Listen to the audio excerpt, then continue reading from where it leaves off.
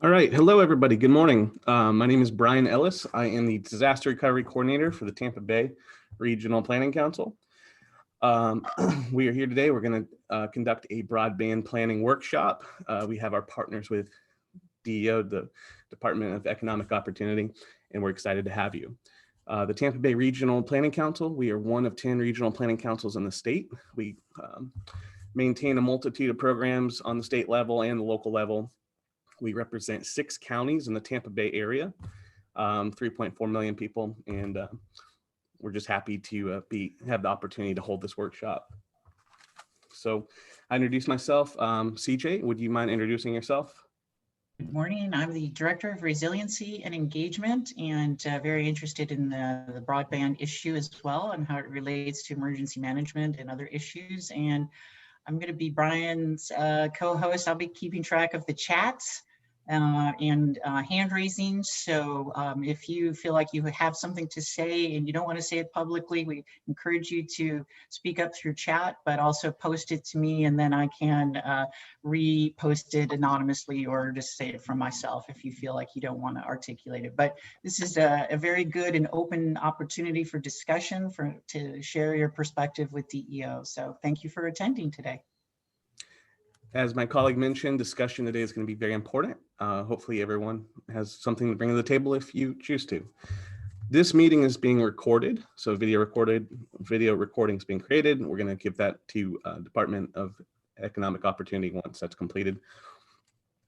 As mentioned, my colleague CJ will be monitoring the chat, so feel free to utilize that, and any questions or concerns, put them in, please.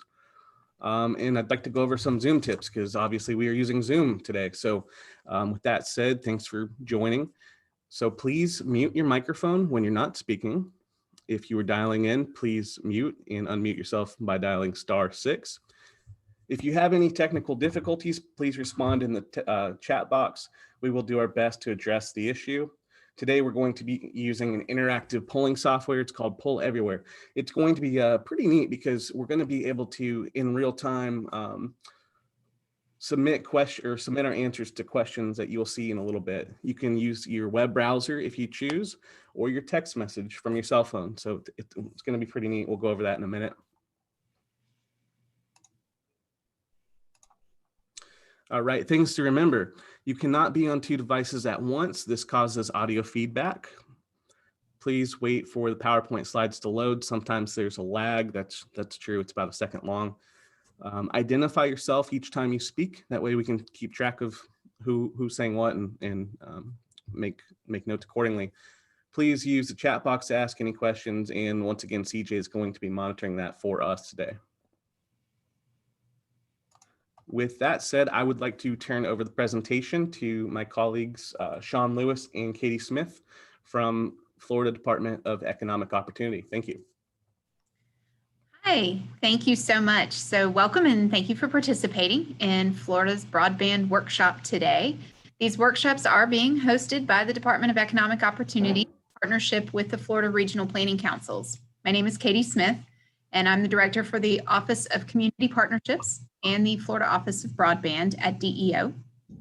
I will be your host today along with my colleague, Sean Lewis, who is a Community Program Manager in the Office of Community Partnerships at DEO.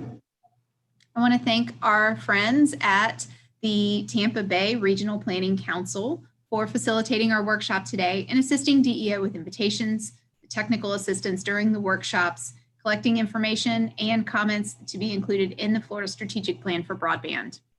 These comments are important for expanding broadband internet access in your region.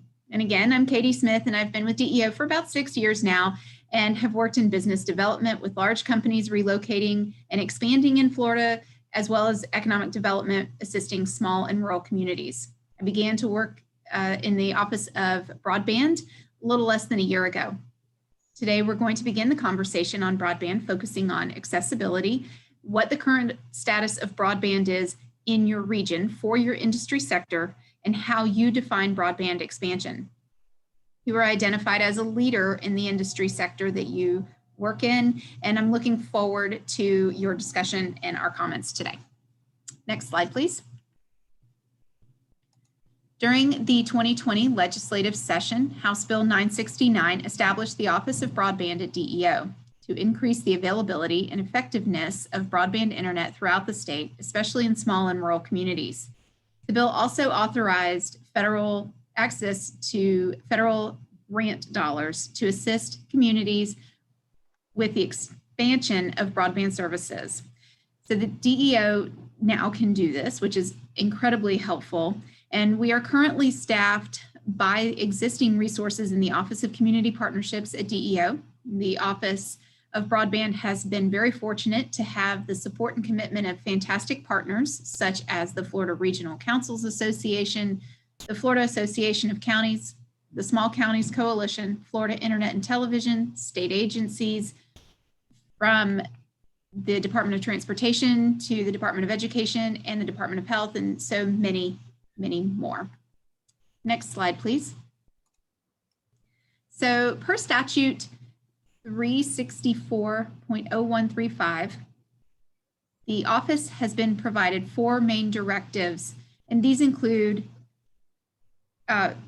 creating a strategic plan to increase the use of broadband internet service in Florida, build and facilitate local technology planning teams with community leaders in education, healthcare, business, tourism, agriculture, and many more. And to encourage the use of the public use of internet service through broadband grant programs, and to monitor, participate in, and provide input on FCC proceedings. To meet this directive, go back a slide here, I think we're getting ahead of ourselves. To meet the directives of the statute, DEO adopted a phased approach. And that first phase is the feasibility study to study and specify the nature of the connectivity gap and why it exists. In 2020, DEO submitted an application to the U.S. Department of Commerce Economic Development Administration with a request for $3 million to fund this study. We were notified in the fall of 2020 that we were not going to be awarded any funding. However, with the help from our partners, the office has requested broadband studies, plans, and projects being completed in the regional, county, and community level to assist in identifying the current status of broadband. And all of that information will be a part of and included in the strategic plan for broadband.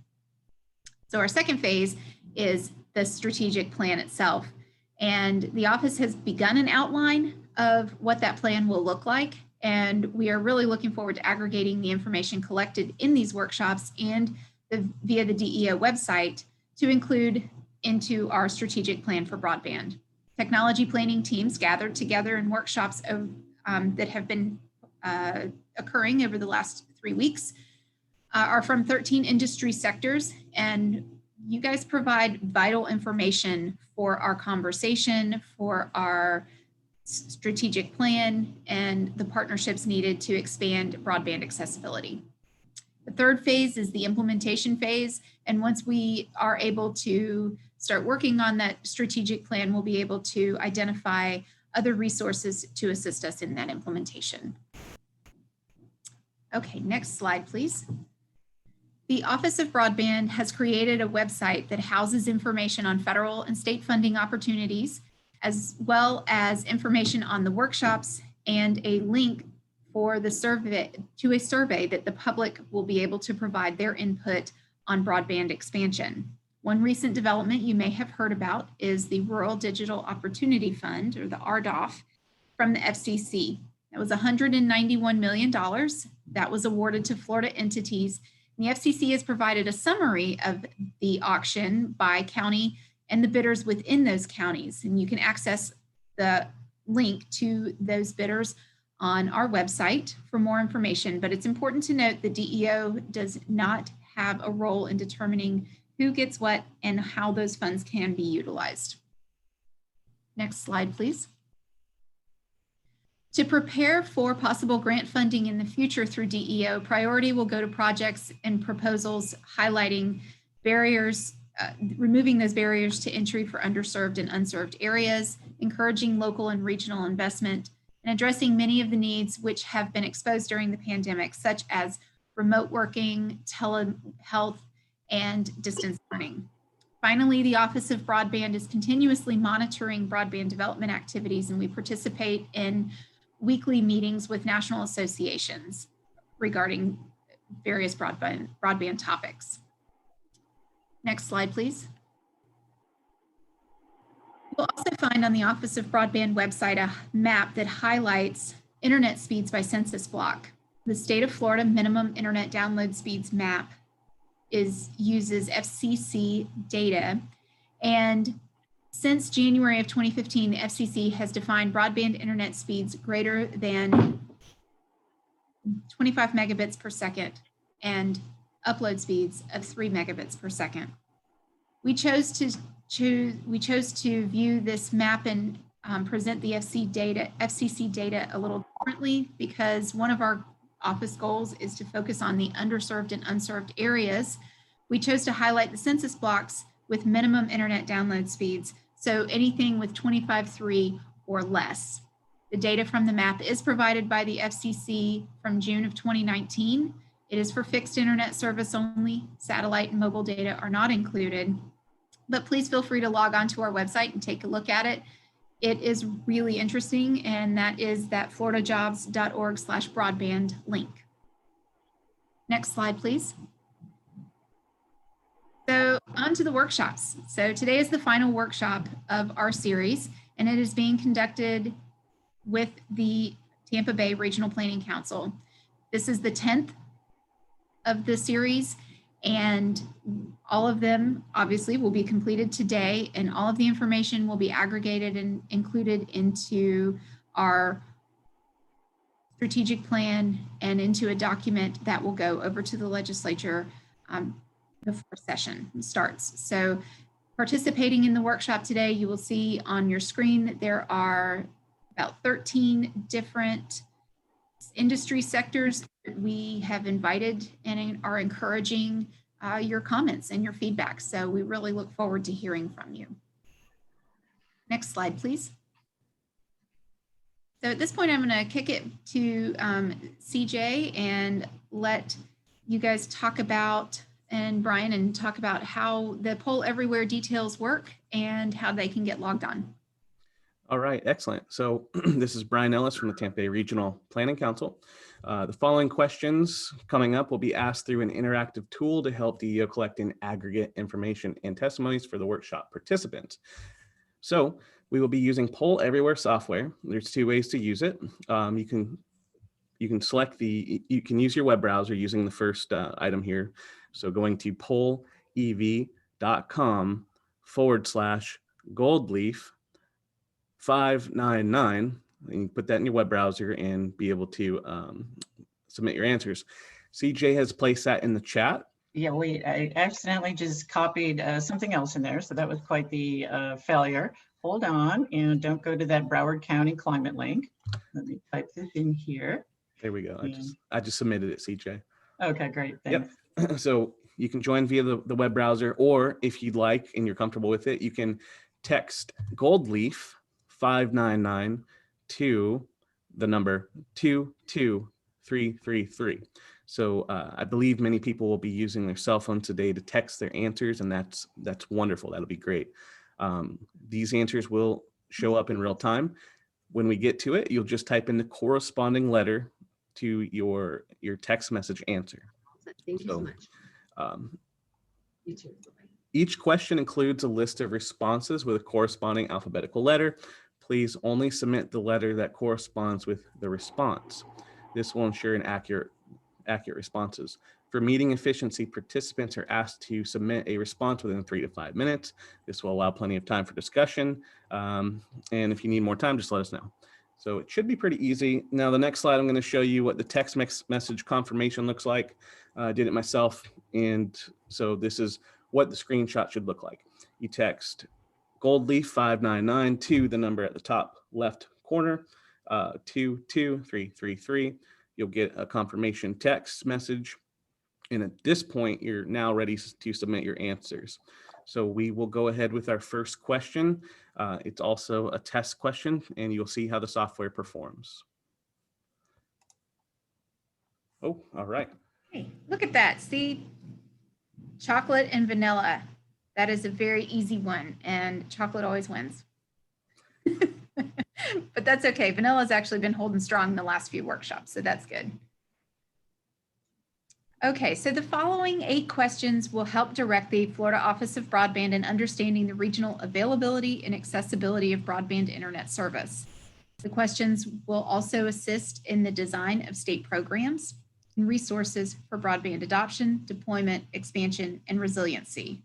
The information shared today will be used in the development of the Florida Strategic Plan for Broadband. So, oh, look at that, Vanilla came through under pressure. All right, so let's go ahead and flip to our first question here. The very first 3 questions are housekeeping questions for DEO. We want to know which sector are you completing the survey for? So it helps us get a pulse on who's participating today and where you're from and what kind of conversation we might be having. Looks like we have a lot of local government, which is fantastic. Thank you so much for participating. I love that we're seeing tourism. We haven't seen a lot of tourism in our workshops, so that's. Have any cash, but I'm pretty sure I have change. So I appreciate you guys. Oh, yeah. And please be sure to mute your phone, your computers. Okay, so let's go to that next question. Oh, looks like we're still, okay, here we go. So I'm curious what county you are located in. And again, that helps DEO get a good pulse on what the representation is. And it looks like we have a lot of great representation for the Tampa Bay regions. Thank you so much. And then, yeah, a lot from Pinellas. That's great. Now, the very last housekeeping question is, are you aware of any existing local broadband studies or plans for your area? Usually it is a very small number that know of or are aware of any plans that have been done or are being currently worked on for their area. So that's about in line. Okay, so if everybody's ready, Definitely go ahead and get to the meat of the workshop here. And that next question is, of the following factors, which is the most important to your community regarding broadband internet accessibility? And we want to know this because it's important to get a baseline. And why do you choose broadband? What is the most important factor here? A lot of times it has to do with cost. A lot of times it has to do with reliability. We've seen those two discussed a lot in the workshops. However, speed has become more and more of a factor that we have noticed. And a lot of these kind of go hand in hand. Is there anyone out that is participating that would like to comment on why one factor is more important than another for you?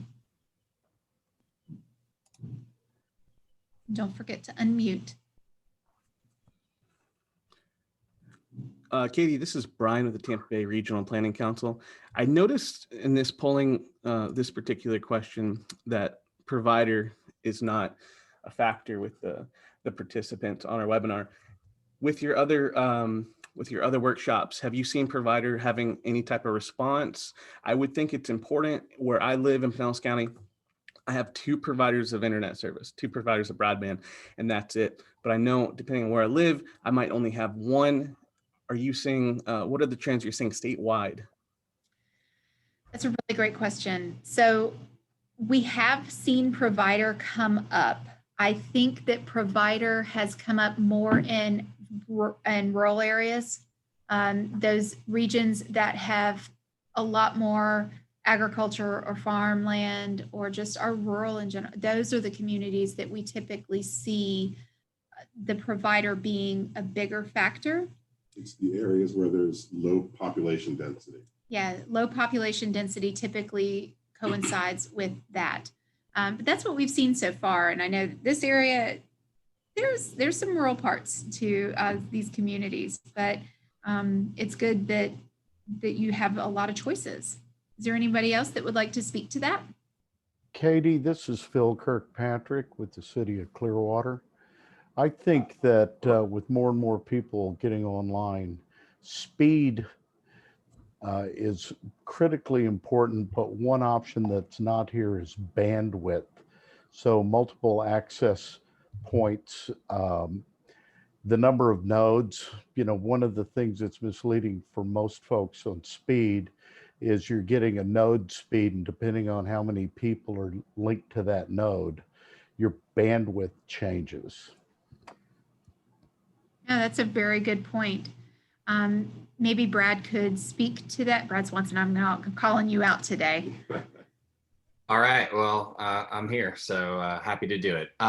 Yeah, I mean, the amount of connectees to a node, I mean, certainly in many of the urban and fully developed counties like Pinellas, where they have 37 municipalities within it, two choices is a great thing for competition, but it ultimately does come down to how many people are on that final node. What we're seeing in the industry is we're seeing two-way duplexing being moved into our technology. So speed from the national conversation of where it's going, our hardwired industry is moving to a 10G, that's 10 gigabits up and down simultaneously. So those technologies are being rolled out across the nation. Now, obviously that's not everywhere in every footprint, but speed and bandwidth, those two issues, due to the technology that our industry has innovated, and then of course our friends where 5G is available in the technology space, that's another amazing, very fast technology. But those are typically being rolled out in urban areas for the high speed sort of stuff. But I won't speak for them. I'm sure they're on the call. So from that perspective, yeah, speed's always going to be a question, and in particular when you have higher densities.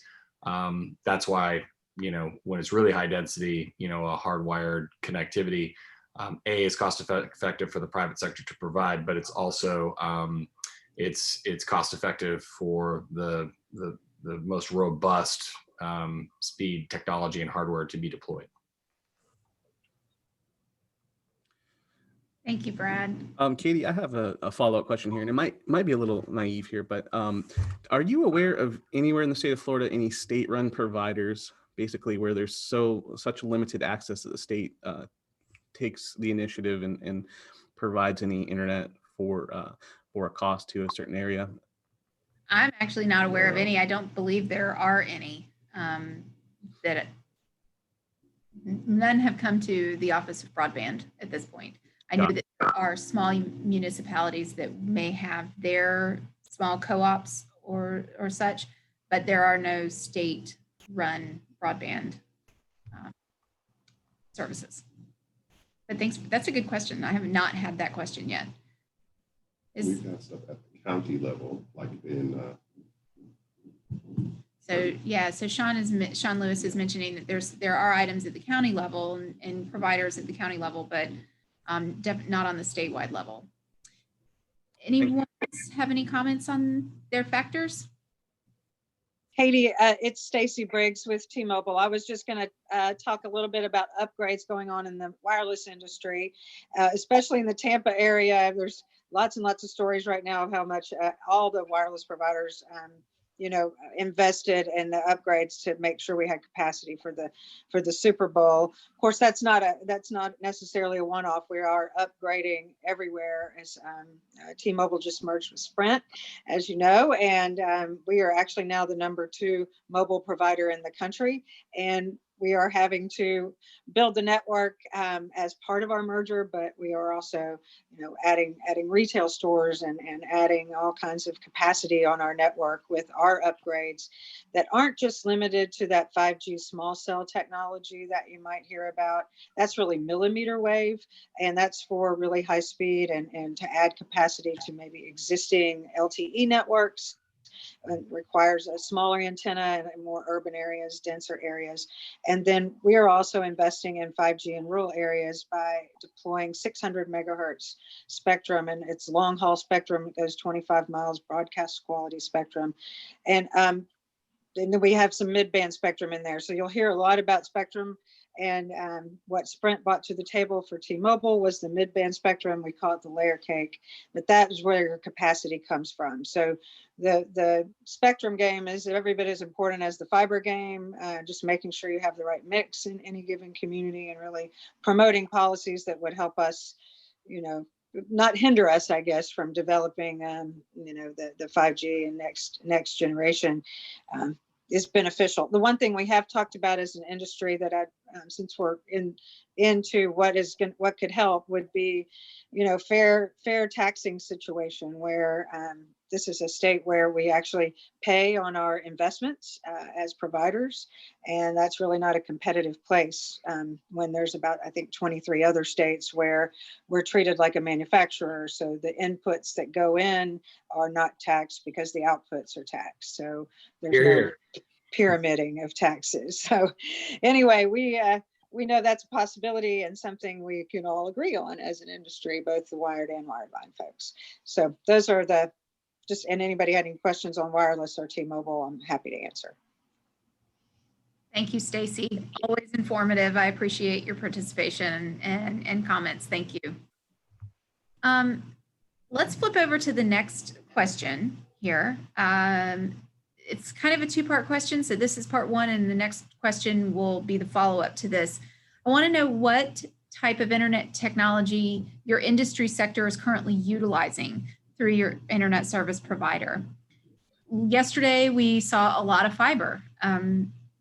Before that, there was definitely more fiber, but there was a lot of cellular and a lot of wireless. So we've seen different communities talk about having that satellite technology that they want to bring to their community.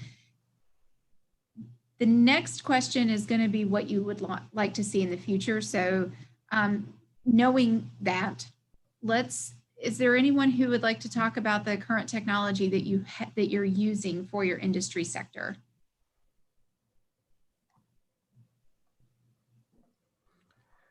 Katie, I sure would. Here at the Tampa Bay Regional Planning Council, I know, at least I strongly suspect we use a fiber system. Our whole building has Ethernet ports in the walls, so we're able to just plug into the walls, and then I imagine that travels via fiber out into the world. So here, that's how we're equipped, and it seems to be, in my opinion, flawless. I really don't have many issues unless it's with the internet service provider itself, or if we lose electricity, then we're on our own. I have not seen any other options come to the table that I'm aware of, but I'm really curious what can the future hold? I mean, in 10 years, are we going to be using fiber or something totally different? I'm very curious about how that will play out. That's a really good question. And maybe our service providers can speak to that. I think it's the conversation typically from this point goes to that dual technology and multi-technology to expand a little bit farther. Is there someone who would like to speak to that? Hi, I'm Rebecca Nault. I'm with PB Exchange, and we launched Tampa Bay Fiber about 4 years ago. And we are deploying right now 10 gig links from downtown Tampa into downtown Clearwater Beach. We've launched out in Newport Richey, Dade City. We're growing all the time, and we're doing really kind of virtual fiber links. It's the millimeter wave that Stacy referred to earlier. We're doing a lot with 5 gig connections to buildings. We're doing residential, in certain scenarios where we're dealing directly with either like an association or an ownership group, property management companies. And then we're running the fiber through the buildings, each to each residence or business office. So we're right in the game and, deploying weekly into new areas. That's fantastic. Thank you for that. And I'm sorry, Rebecca, tell me who you were with? I'm with PB Exchange. We are a Tampa-based CLAC. We've been in business here 25 years, been doing voice for 15 now, and then the millimeter wave for about 4 years now. Fantastic. Well, thank you. That's great information. Is there anyone else who would like to comment? Yeah, I think just from our industry collective conversations with FDOT on MCORE. So for those that have more rural populations in their counties that are on this call, we recognize as an industry that it's going to take all the technologies to reach that last 5% of Floridians that sit in those rural unserved areas. And, as you said at the beginning, 25.3 is the FCC standard. But we're seeing other providers that provide to those areas with point-to-point fixed wireless systems, being able to get 100 gigs download speeds. So we recognize that while cable coaxial hybrid fiber networks, boy, that was a tough one to get out on Friday, are a great option for environments that are wired. For those environments that aren't, there are those other technologies. And obviously the low orbit satellites are all the rage to be discussed.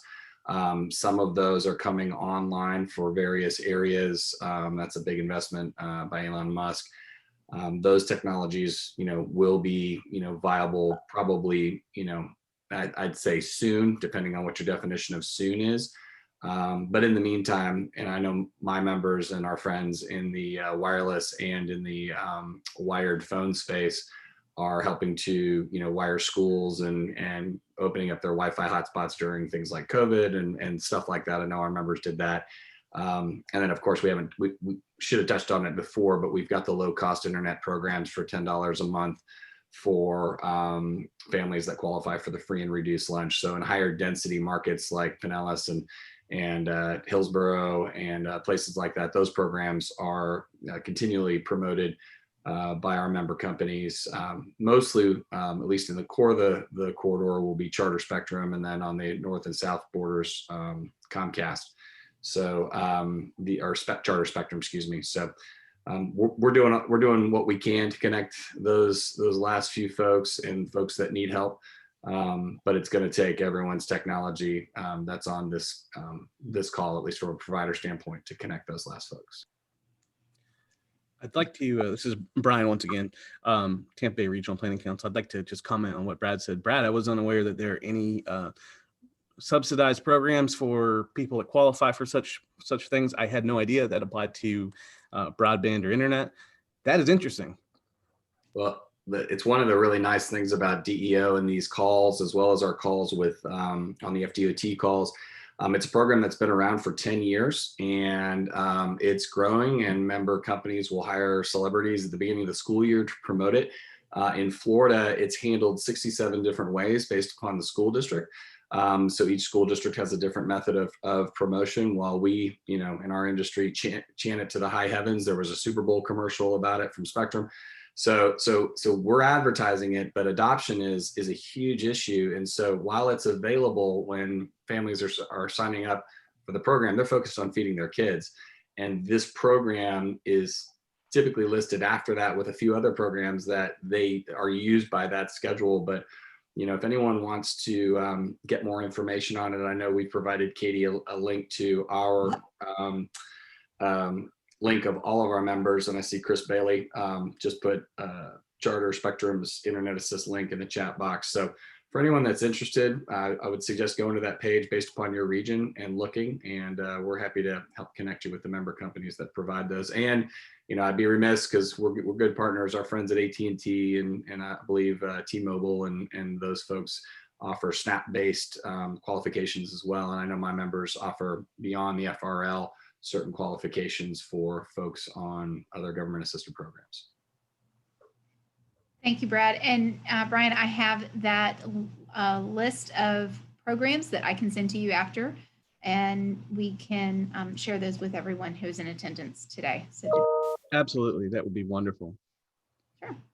So let's go ahead to the next slide here, and let's talk about what internet technology would increase accessibility for those you serve. So we just spoke about what we currently have. We touched on where we want to go, but let's see what those responses are for where you want to go for your region, what you'd like to see.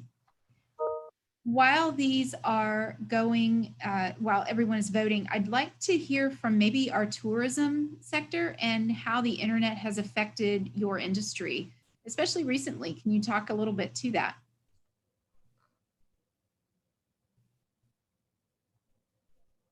I thought I saw that we had some tourism folks on there. Is there anyone who could speak to this, to their industry more specifically? If not tourism, maybe agriculture or local government might be able to speak to that. We've heard from a lot of libraries over the last few days, especially the last few days. I think the last few regions have had a lot of library representation, and it's been great to hear from them and how maybe, you know, and to Brad's point and his comments previously, you know, maybe they're not using the funds that they currently have for broadband because they're trying to use it for food or transportation in some way, but we are seeing we're hearing that they're seeing more engagement at the libraries themselves, looking for broadband access. So maybe someone could speak to that. Is there anyone from education that could speak to that?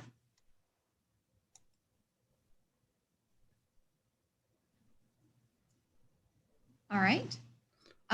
So I do see that. Hang on, Katie, I know Chris is on and I hate to put him on the spot, but I know Spectrum just worked with, I believe, the school district in their footprint. I want to say it was in Pinellas County on device provision and some other stuff. Chris, can you touch on that a little bit? If you're able to jump on, I didn't just totally blast you. All right, well, I'll have Chris share it with the group later. Okay, that's yeah. Sorry, Charles, I was double muted there. I think we have Albie Kaminsky here who works with us in Pinellas County and has a relationship with there, so might have more information to share, whereas I would have for Hillsborough County and some of the others. Okay. If not, we can share all this later. And Alison Barlow has just posted that they have a collaboration of people working on digital inclusion issues, and it's posted in there, so you'll see it, Digital St. Pete. And I wondered if you could elaborate on, you said a collaboration of folks. What sectors are included in the folks? Is it residents? Is it business? It's Alison? everybody, CJ. Hi, everyone. This is Alison Barlow. I'm the executive director of the St. Pete Innovation District, which is one of the business districts in the public-private partnership in St. Pete. Last year, actually at the end of 2019, we formed a working group, and it includes the City of St. Pete, the Pinellas County School District, senior organizations, nonprofits, private industry, other business districts and neighbors, church leaders. And I put the website on there. You can go to our About page and you can see all of the organizations involved. But the idea was to start to tackle the various challenges that people in our community were having, not only with internet access, but also getting devices, having technical support and technical training. And Spectrum has worked with us. We actually added to the site the locations of the Spectrum free Wi-Fi in the community, as well as another provider in our community, GoZone. And we, somewhat related to what you're asking, we put a lot of attention on providing internet Wi-Fi access in the community outside of buildings during COVID. So we worked with our city and placed one in a parking lot of a city owned complex. We worked with a church and put it in their parking lot. We did it in our business, one of our business districts, and we also did it at 2 other kind of community-based organizations. And then the last thing we did was we stood up a tech house. I call it the Genius Bar. If you guys know the Genius Bar at the Apple Store, it's the Genius Bar in the neighborhood. And so we have a community tech house. And it's a one-stop shop for anybody who needs help. And it's the way that we distribute our recycled computers. Allison, that is awesome. Yeah. That's All real. volunteer-led, great collaboration, and you guys can get more details, but you'll see on there how we try to tell people how they can get to the internet. So we give them information on how to get free internet, but then also paid options, including the Spectrum Internet Assist program. Well, that is fantastic. Thank you so much, Allison. That was great information. I know that we will be on that site checking it out. I love the collaboration, so thank you so much. So Katie, there was I'd like to see if Mary Helen Duke, who is the senior and long range planner for Pasco County, she had chatted to me that they're aware of issues on US 19 in Pasco County and in rural areas. Mary Helen, would you like to elaborate on what the issues are, who you've heard from, or what you've experienced? Yes, we've heard complaints from the realty community and people who are associated with the West Pasco Board of Realtors who have complained that they have heard of some of the auto dealerships having some real issues in terms of, whenever they would try to do graphic programs, the speed was really, really low. It's hard for us to know whether or not that was an infrastructure issue within their building or whether it was a problem in terms of what was actually being delivered within the community by the service provider. So we have had those types of concerns expressed for the past several years along the US 19 corridor. We actually looked into at some samples of some county-owned provider situations to, we started some initial research.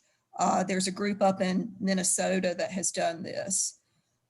We weren't aware that there were other counties in Florida that have looked at providing their own service areas, but so the community has complained to us, but we don't know really the legitimacy of those concerns. It's very difficult. Mm-hmm. I understand that. But thank you, Mary Helen. That's some really good information. Are there any other local governments that may be able to speak to this, or what you've heard from your communities?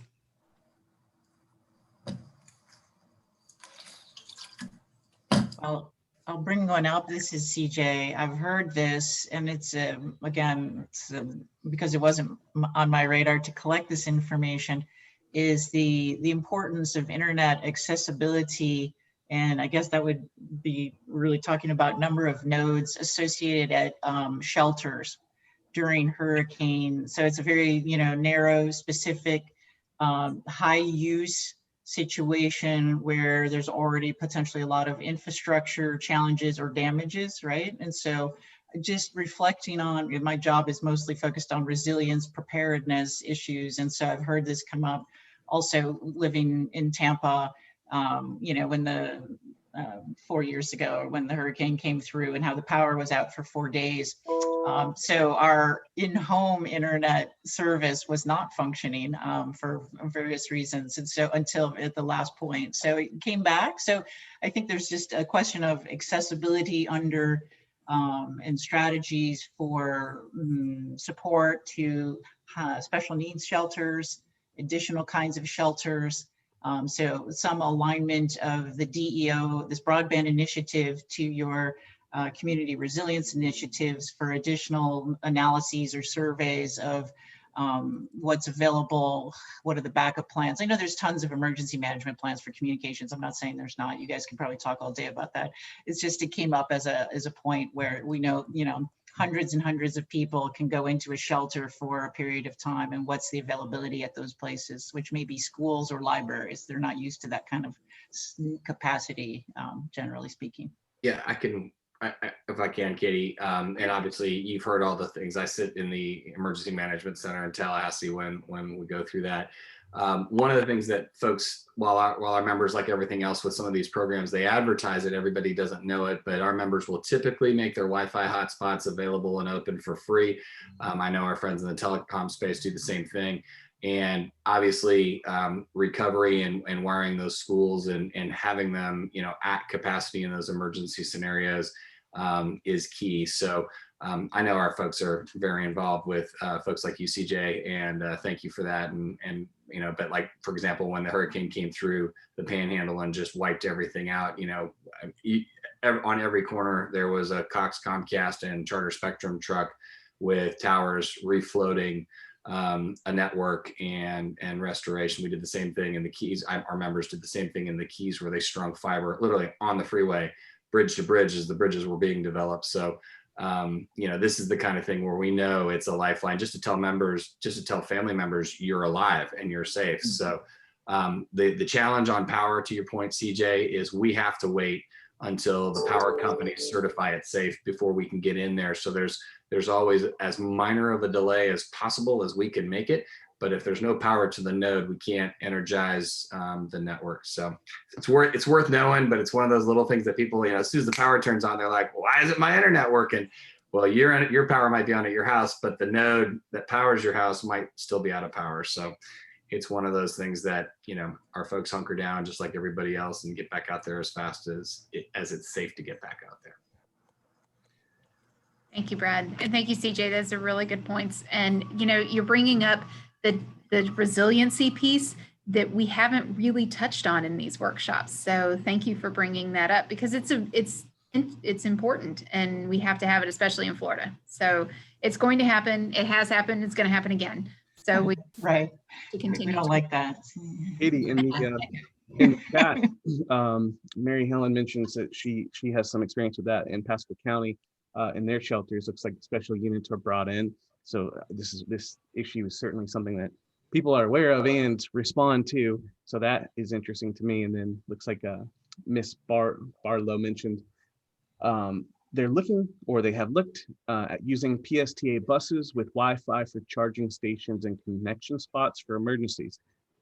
That's very interesting to me as well. I mean, essentially it's a Wi-Fi hotspot from the bus to assist people during emergencies. I think that's how that would work. That's interesting to me that these thoughts are being had.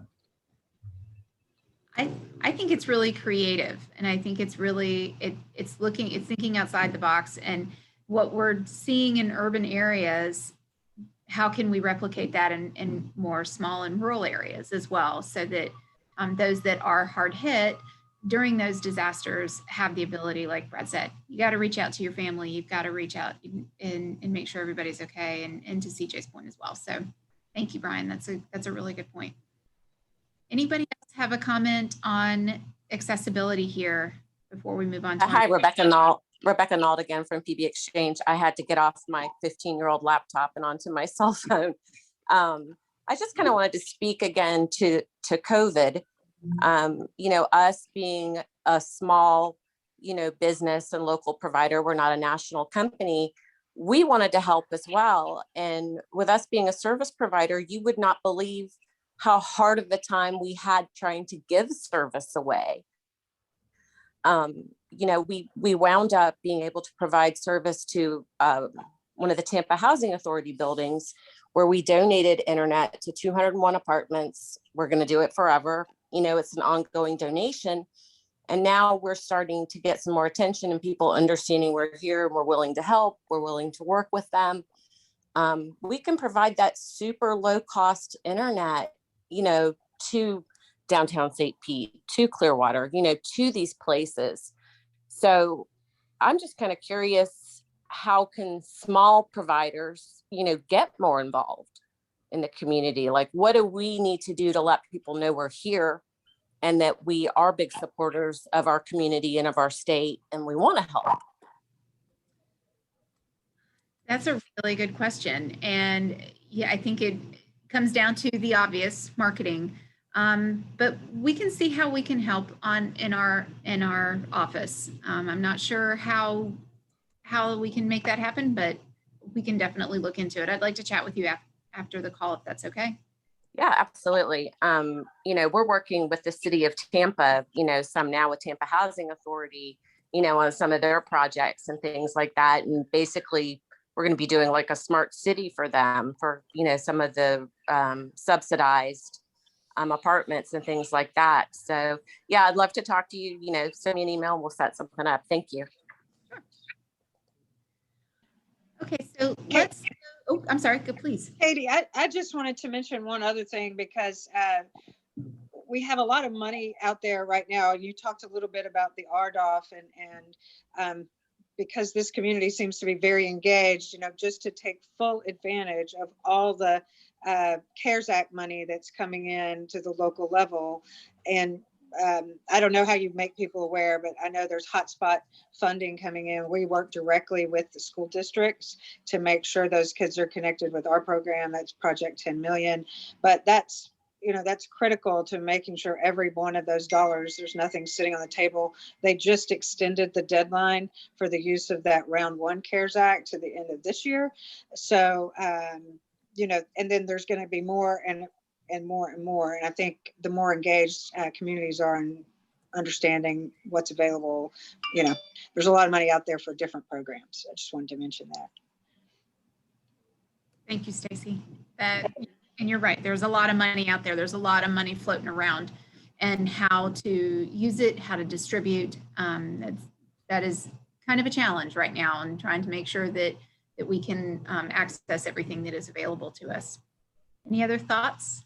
And it may be, there's a lot of things coming into me. So there's comments on the significance of rural area issues. And there was a question, how can counties effectively evaluate the service and accessibility issues in their own area? Will DEO be creating like a guidance, or is this a thing that they could ask for as a part of the Office of Broadband guidance on how to do this? So there's a multiple level of acknowledgement of issues in specific areas, and then questioning how to further evaluate what those causes and factors are. And is there a potential, I guess, a request for some guidance on that? How's the process to do that? Sure. And, this is a great question, because this is something that the office is working on now. This is part of our strategic plan, and how do we evaluate that, or how,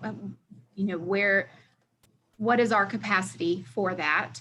And hopefully we'll be able to provide some more guidance in the very near future. But I don't have an answer right now. I think it's just important to continue the conversation and see where DEO can assist. But I'll be happy to have that conversation offline.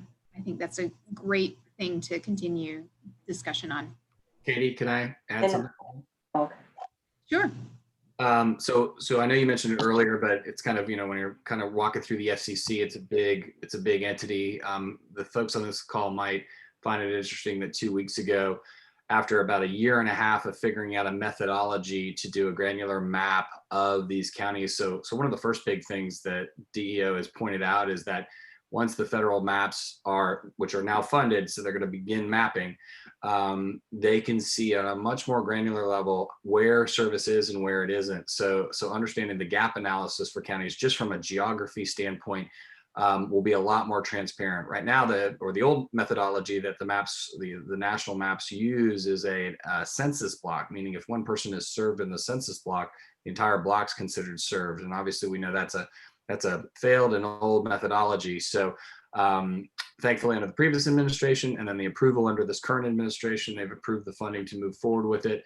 And this year will be the year that we remap America to see where we have it and where we don't. And I think DEO's plan is really looking forward, in my opinion, my humble opinion, to bring that into effect. Because if you're chasing the federal dollars, they're going to pay attention to their maps, and so it'll be good for everybody to also do that. I believe there's a hearing today on how they're going to roll that out. So. Thank you, Brad. And to your point, I think that hearing is happening right now. But we are paying attention to that, and I appreciate you mentioning the more granular map that they're trying to come out with, because I think that will assist as well. We have to, we have to really look at everything that's available and try to figure out what's going to work for our communities. And I'm very hopeful that we'll be able to do a feasibility study that will help us identify that, and then also use the FCC map that's coming out in the future in conjunction with what we find in our feasibility study. So, let's go to the next question. This is great conversation. I appreciate everybody's participation today. This question is, identify the greatest challenge or barrier concerning broadband internet in your region. I know that in very rural areas and some of the other communities that we've spoken with, it's definitely been a population density, which in turn is connected to maybe a lack of options, that they feel that they don't have the options. Maybe it's speed. What is it looking like for your area? Okay, so this is really interesting that if everybody kind of is sticking with the cost and the population density and the options. I think it's interesting that speed is not in that at all. Would anybody like to talk about why they chose one particular factor over another?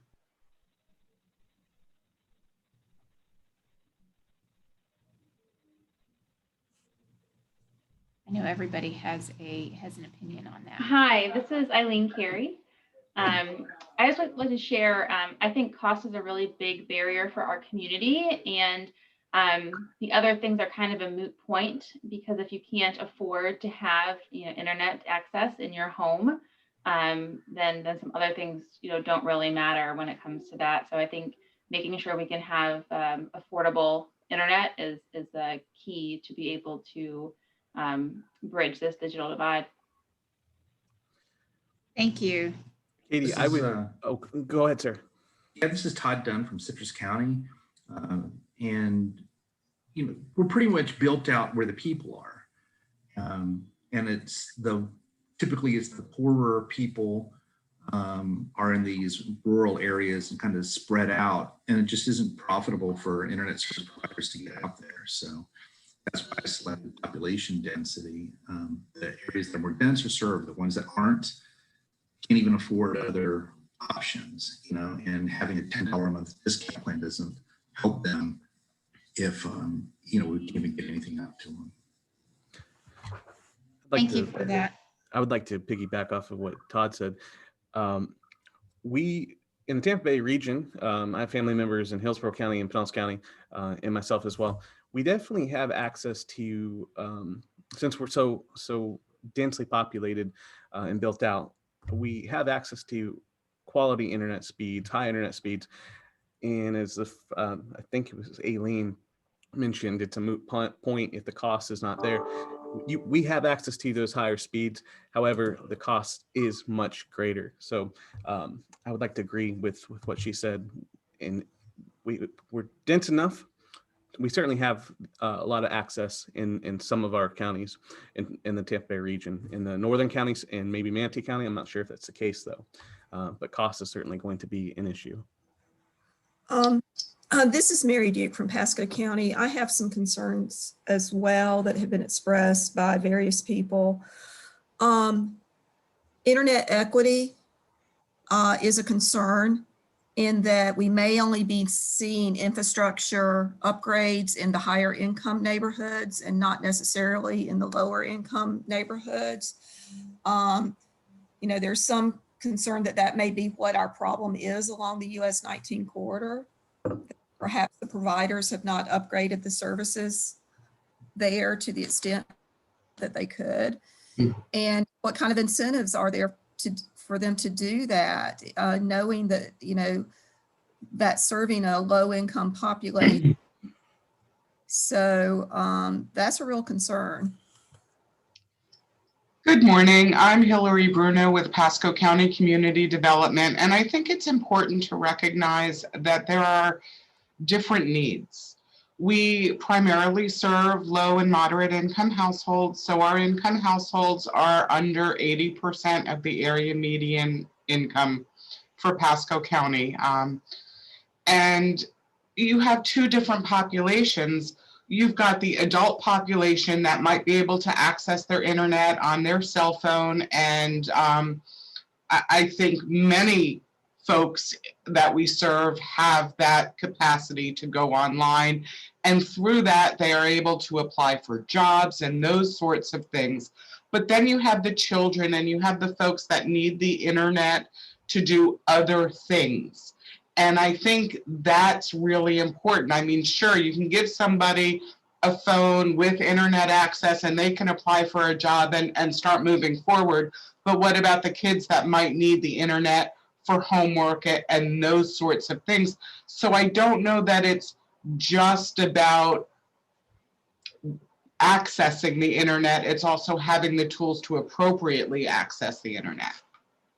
So you bring up a really good point, and we've talked about this in some of our other workshops. So thank you for bringing this up, because we've talked about accessibility as kind of a three-pronged approach. Is it accessible because I need to get to it? Is it accessible because I have access, but I need the speed? Or is it, I have the other two, but I need the device to get to it?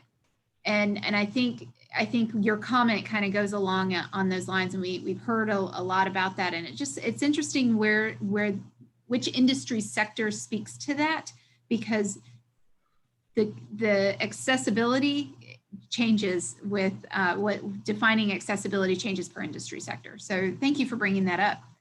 Katie, one thing I forgot to mention about that low-cost internet program for the kids on free and reduced lunch, that program, if the child qualifies, that the access is available to everybody in the household. So it really is one of those programs that goes well beyond just the kid using it. So to answer Ms. Bruno's point, at least for that program, for those that qualify, everybody in the household can use it, and we find that it benefits everybody. And my son is a teacher at a Title I school in Pinellas County. I could tell you it's very effective. All right, thank you. Anyone else have comments on this? This has been fantastic discussion.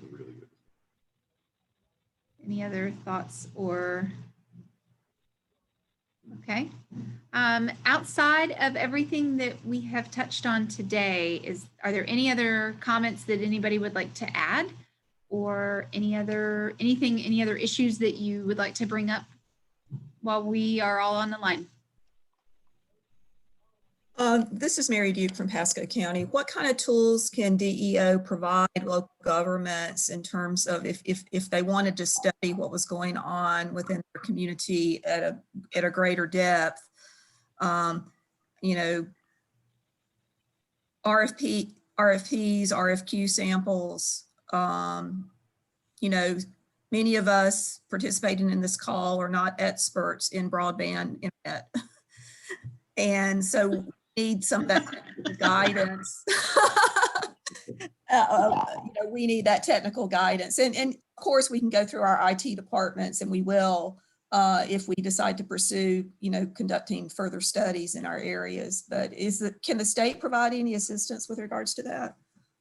We can assist with some different programs that we have. I'll let Sean kind of elaborate on that. Sure, and we're constantly adding tools to our website, specifically for these kinds of purposes. We want to make our website a one-stop shop for information on the how-tos, information on what's available in your area using our maps, information on grant opportunities, and our agency also has programs, as Katie was saying.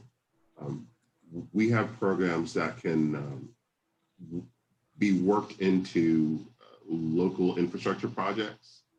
We really encourage our local governments around the state, when they're planning major road work, water, sewer, all those kinds of infrastructure projects, be thinking about the installation and implementation of broadband at that time. So they're digging once. That way they save quite a bit on their infrastructure costs. So short answer, we are building those tools for you on the website. I think it's a fantastic idea to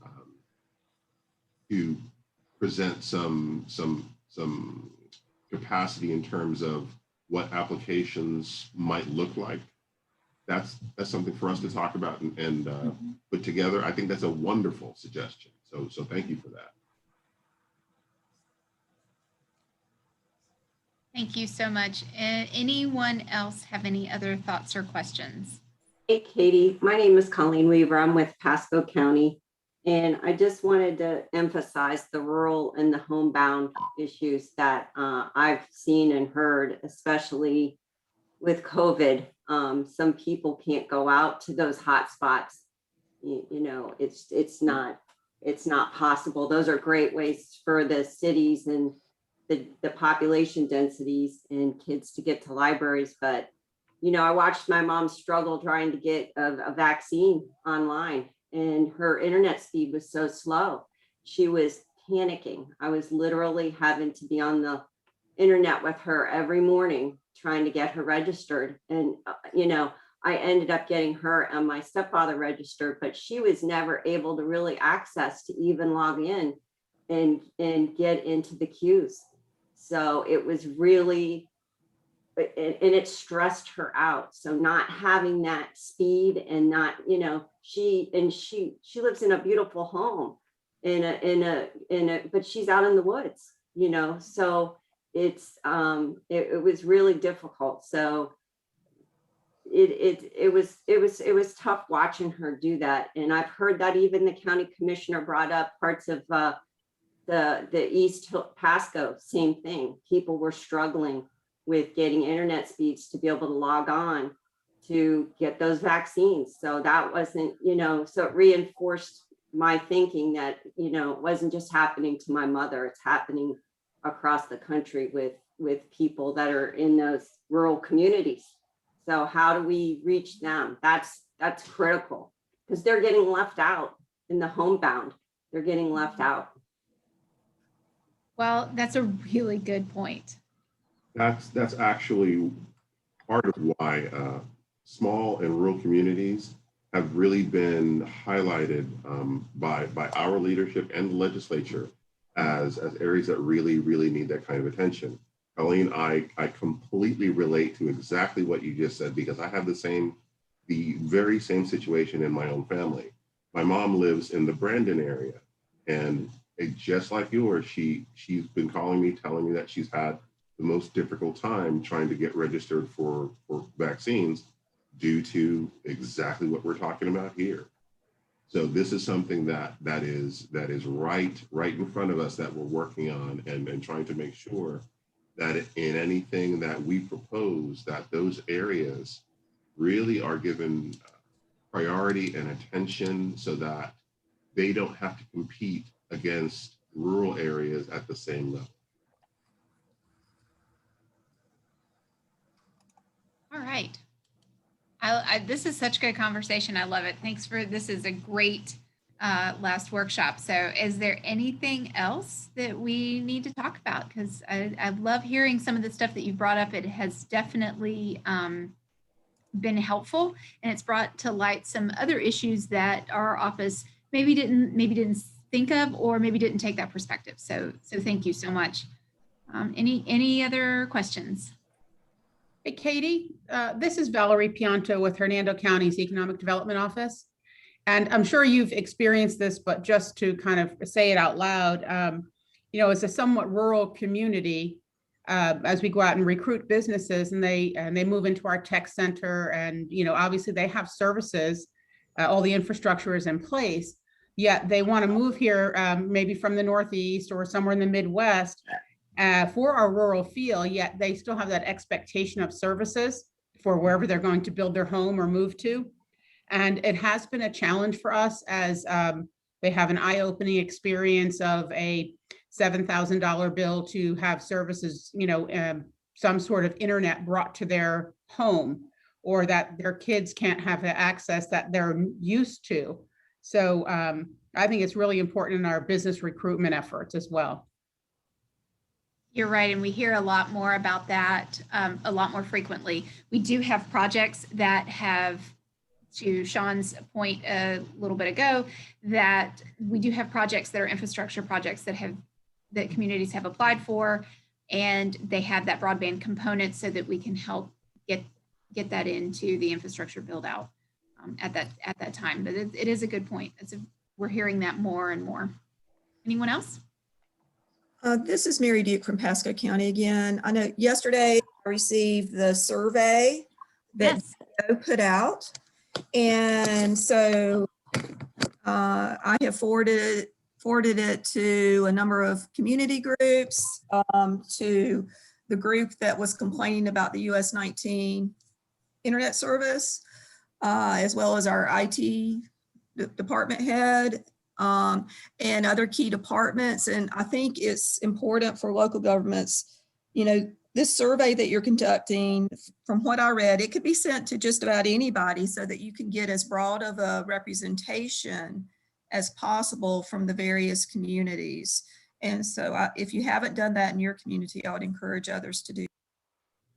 Thank you so much. That is, they are essentially the same questions that we are asking our industry sector partners today and in all of the workshops, but we have tailored them for anyone to answer. So residential, sector, public, anyone, because we need to hear from them, and we want to hear from you, and we want to hear what's happening in your community and what your community members are facing. So that will, please feel free to share, and it will be open till March 1st. And if we need to extend it, we'll be happy to do so. Is anything else? These are great comments. They're really great comments. And Katie, I think it's important for us to also, I know we've talked about discounted programs. I know Brad had mentioned it. We also offer access in our wireline territory for AT&T for Florida, but also for everyone that's involved in advocacy to keep a look at the federal level related to Lifeline, which subsidizes currently telephone service. That program is going to be reformed, and we're pushing to move that to have a focus on broadband to make the broadband cost experience that go down for those in underserved populations. So I think that's a good place for everyone to keep their eye on. Excellent. Thank you. Thank you for sharing that. So I'd like to go to our very last question here, and it is a big one. Would you like to opt into future communications with the Florida Office of Broadband? We really enjoyed hearing from you today. We enjoyed the conversation. There's some great information in the chat and some great comments. Looks like we had Representative Linda Cheney with us, so thank you so much for joining.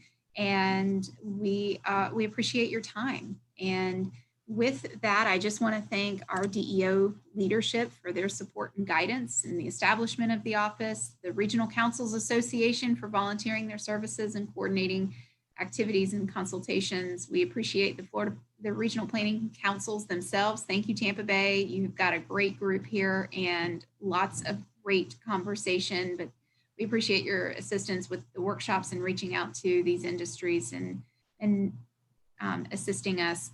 Thank you to the Florida Association of Counties, the Small Counties Coalition, Florida Internet and Television. Thank you, Brad. Your comments, again, I tell you all the time, I learned something. And internet service providers, we really appreciate your time and your comments and your participation in this. Thank you to all of the local governments. We really get a lot out of hearing from you. The disaster resiliency piece, the participation in the community stance, it's just great. So with that, I know that DEO's portion is done. Brian, is there anything else that we need to add? I don't think so. This is fantastic information. I really appreciate everyone's participation. Thank you for representing Tampa Bay. And just thank you to everybody. All right, we'll share that survey, y'all. If you go to our website and share that survey, we would really like to hear from everyone. And please reach out to us at any time. You can see my contact information on the screen. So thank you so much. And with that, have a great weekend.